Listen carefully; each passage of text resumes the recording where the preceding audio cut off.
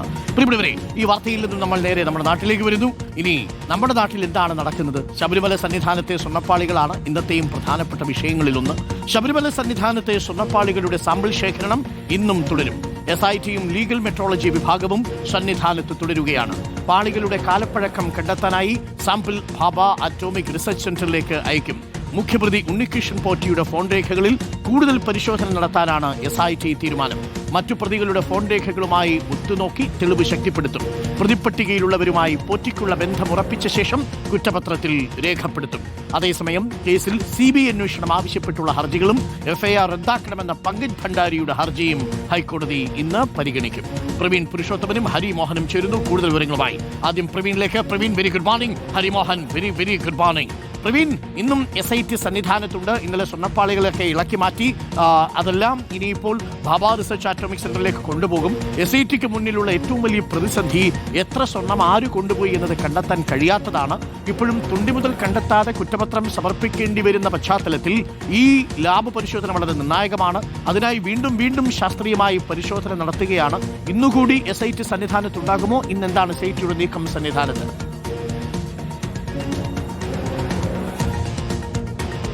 Very good morning Arun. സന്നിധാനത്ത് SIT തുടരുകയാണ്. ഇന്നലെ ഏറെ നേരം SIT ഈ ഒരു വിശദമായിട്ടുള്ള പരിശോധനയിലേക്ക് പോയിരുന്നു. പ്രധാനമായും ഈ ശ്രീകോവിലിന്റെ ചുറ്റിലുമുള്ള അവിടെ സ്ഥാപിച്ചിട്ടുള്ള പാളികൾ അത് ഇളക്കി മാറ്റി പ്രത്യേക മുറിയിലേക്ക് മാറ്റിയിട്ടുണ്ട്. അവിടെ വെച്ചാണ് ഈ സാമ്പിൾ ശേഖരിക്കുക. ഇന്നലെ ഏറ്റവും ആദ്യം ശ്രീകോവിലിന്റെ പുറകുവശത്തെ ആ ഭാഗത്തെ പാളികളാണ് അവർ ഇളക്കി മാറ്റിയത്. അതിനുശേഷം ശ്രീകോവിലിന്റെ 4 വശങ്ങളിലുമുള്ള ഈ 4 തൂണുകളിലെ പാളികളും ഇളക്കി മാറ്റി. ഏറ്റവും ഒടുവിൽ ദ്വാരപാലക ശില്പങ്ങളിലെ പാളികളും ഇളക്കി മാറ്റി അവർ പ്രത്യേക മുറിയിലേക്ക് മാറ്റിയിട്ടുണ്ട്. അവിടെ നിന്നും സാമ്പിൾ ശേഖരിക്കും. അതിനുശേഷമാണ് വിശദമായിട്ടുള്ള ശാസ്ത്രീയ പരിശോധനയിലേക്ക് കടക്കുക.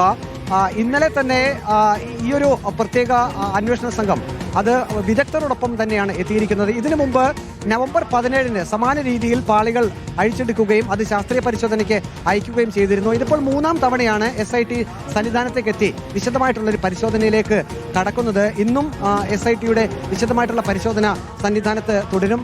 നമുക്ക് കൃത്യമായിട്ടുള്ള കണക്കുകൾ ഇക്കാര്യത്തിൽ ലഭിച്ചിട്ടുണ്ട്. അതായത് 98-ൽ വിജയ് മല്യ ഇവിടെ ആ ഒരു വഴിപാടായി സ്വർണം സമർപ്പിച്ചപ്പോൾ ആദ്യം വിജയ് മല്യ ചെയ്തത് 1900 കിലോഗ്രാം ചെമ്പ് ആദ്യം പതിക്കുകയാണ് ചെയ്തത്. അതായത് അതിന് മുകളിലായിട്ടാണ് പിന്നീട് സ്വർണം പൊതിഞ്ഞത്.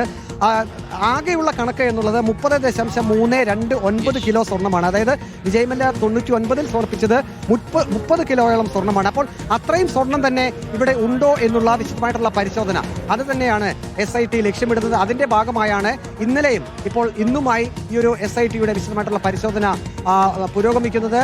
ഇന്നിപ്പോൾ ബാക്കിയുള്ള ഭാഗങ്ങളിലെ സ്വർണത്തിന്റെ സാമ്പിൾ കൂടി SIT ശേഖരിക്കും. അത് വിശദമായിട്ടുള്ള പരിശോധനയ്ക്ക് ശാസ്ത്രീയ പരിശോധനയ്ക്ക് അയക്കും. Arun, thank you. പ്രവീണാണ് വിവരങ്ങൾ നൽകിയത്. ഹരിമോഹൻ കൂടിയുണ്ട്. ഹരിമോഹൻ, മറ്റന്വേഷണങ്ങളും ഇപ്പോൾ ഒരേ സമയം തന്നെ നടത്തുകയാണ്. ഇതിൽ തുടർച്ചയായി അന്വേഷണം നടത്തേണ്ടി വരുന്നൊരു സാഹചര്യമുണ്ട്. SITക്ക് അല്ലെങ്കിൽ പോലും ഒരു ഭാഗത്ത് വിജിലൻസ്, ഒരു ഭാഗത്ത് ED. തുടരന്വേഷണങ്ങൾ എങ്ങനെയാണ്, ഏത് രീതിയിലാണ് ഹരിമോഹൻ?